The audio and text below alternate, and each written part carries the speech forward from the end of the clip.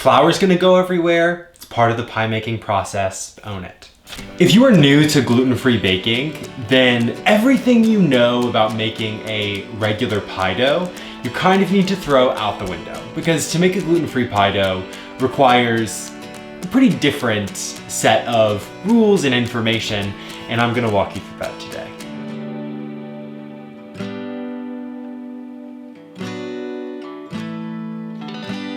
The first thing to know is that there are several different kinds of gluten-free pie doughs you can make, and this is without a doubt the most basic, easiest, simplest one. To begin, you're gonna start with a gluten-free all-purpose flour.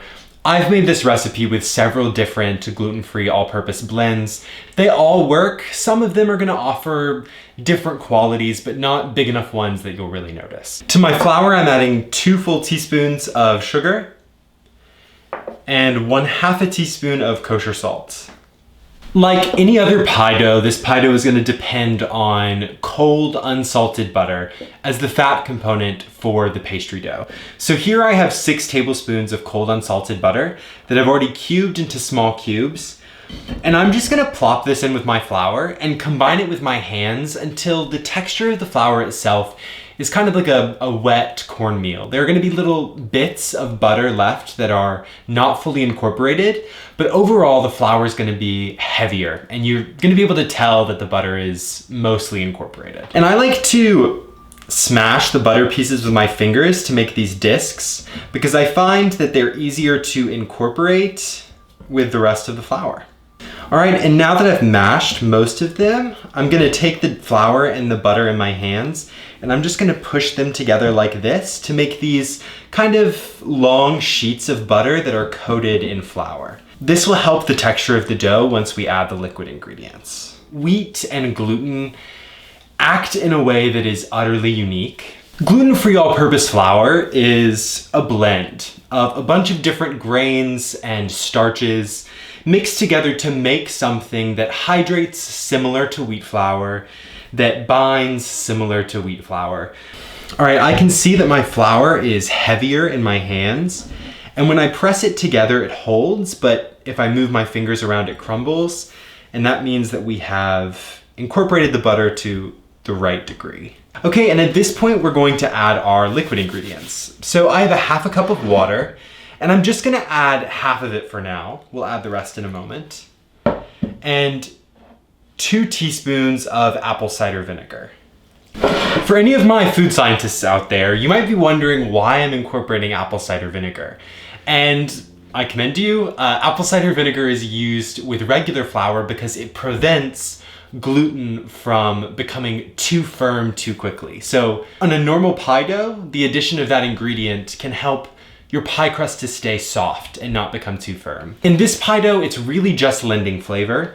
And if you make the pie dough in advance and you decide to make the pie in 2 or 3 days, it prevents the pie dough from browning and becoming a really ugly color. So now with my hands, I'm just gonna incorporate the liquid ingredients and add bits of the rest of my water until the dough is reasonably hydrated, meaning it holds together when I press it together, but it's not so wet that it sticks to my fingers. Depending on the gluten-free all-purpose flour you're using, you might need a little more or a little less water, which is why the recipe recommends, after adding half of the water, only adding a tablespoon at a time and just assessing to see where your dough's at. I'm just gonna move this to my work surface and shape it into a disc.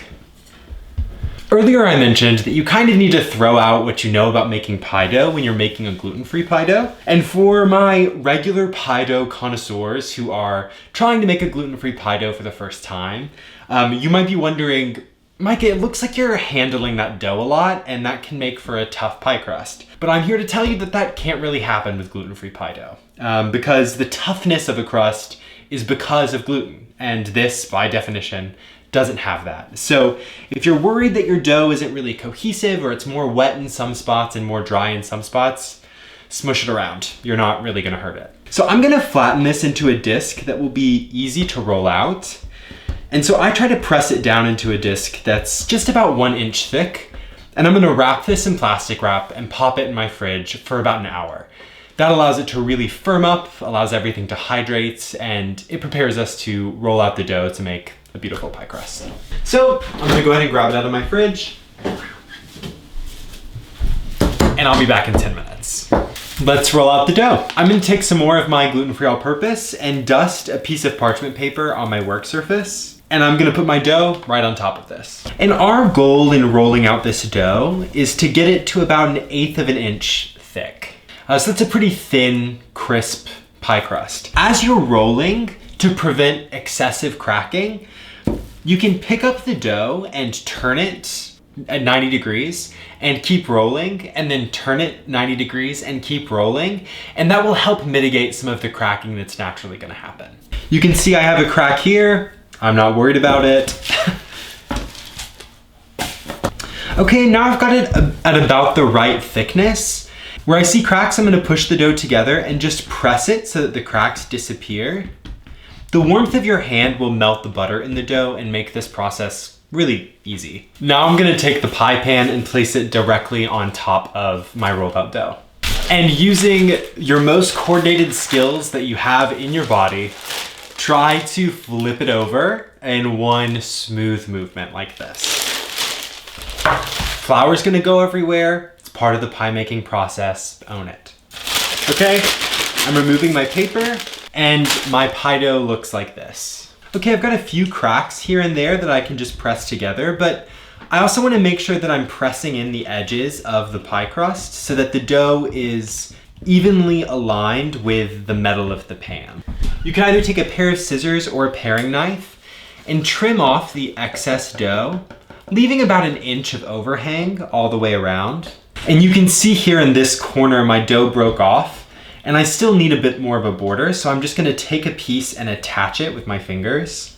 Then you can crimp the border of your pie however you want. I'm gonna crimp by pinching and making little mounds evenly around all the border. Okay, so my pie crust looks like this, and it looks pretty similar to a normal pie crust. I'm gonna pop this in my fridge for another 20 minutes. This just gives the butter and the dough time to firm back up again, so that the pie crust will hold its shape, and especially the crimped edge will hold its shape as it bakes. My pie crust has been in the fridge for 20 minutes and it's nice and firm, and I'm gonna take a fork and just prick the base all over.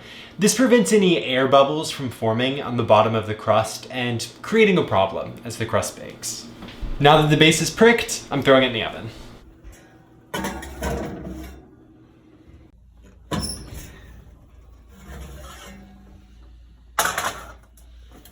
My pie crust is out of the oven. You can see that it's nice and browned around the edges, and I'm just gonna set it aside to cool before I fill it.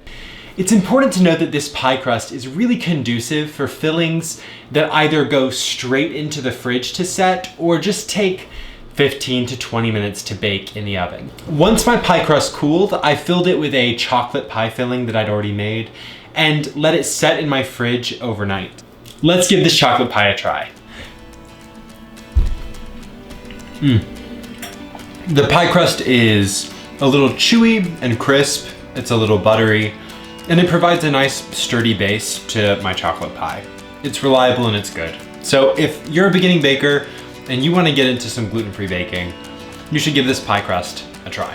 If you've enjoyed what you've seen or you found it helpful, subscribe and like below so you don't miss any in the future. And if you give this recipe a shot, you have any questions, let us know in the comments. We'd love to hear from you. Thanks so much. Bye.